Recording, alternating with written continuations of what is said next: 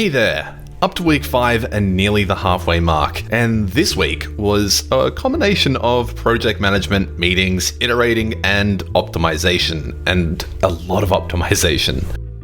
Starting off the week, I did quite a bit of project management, having meetings and catching up with Jasper and working on the new behavior tweaks and fine-tuning for the Mr. Crossy AI itself. Things like, determining when Mr. Crossy is going to turn around and little behaviors like that.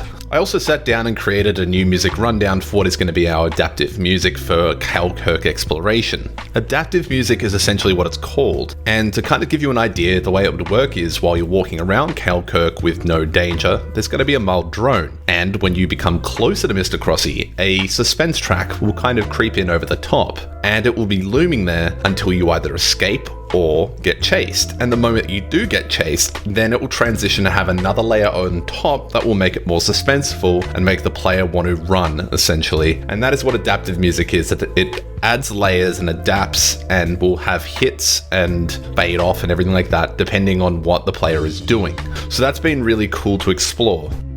I also spent an entire day prepping the scene and the first area for the tutorial, and that was essentially for Darcy's work that he's currently been doing to be carried over to the main game. This was a combination of adding in all the scene dressing that everyone's been doing and then assigning them to the house toggles. It also was a matter of restructuring the hierarchy so that we didn't get lost when navigating in engine. The next thing I did was look at why the Unity editor was very slow, and after doing some profiling and some research, it appears that a lot of our assets are not fully optimized, or at least properly. So here's what I did. The first thing I did was reduce our textures. We had around 4 gigabytes of textures and I reduced them down to about 1 gig. I then played around with static batching versus GPU instancing, or dynamic batching. And one of the things I learned was that if you have an object that has over 30,000 tries, it will simply not work under static batching, and it needs to be flagged under GPU instancing. That has also improved performance to an extent. On the house prefabs itself, I also noticed that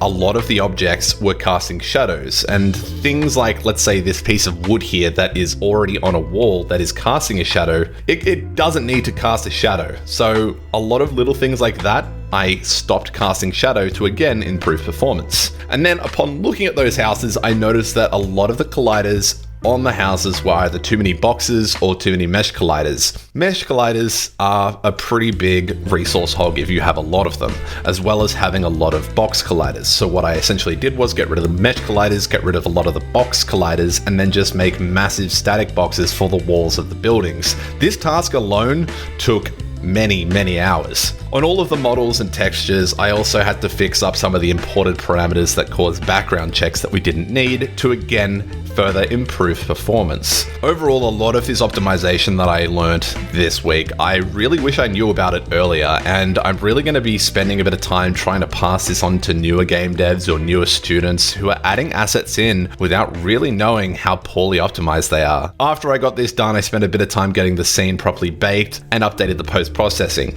Where the scene was very green, it's no longer overly green, and balances a bit of orange and green at the same time. That way that the suburban house can kind of transition nicely into the actual world without having this overly green kind of layer on the top.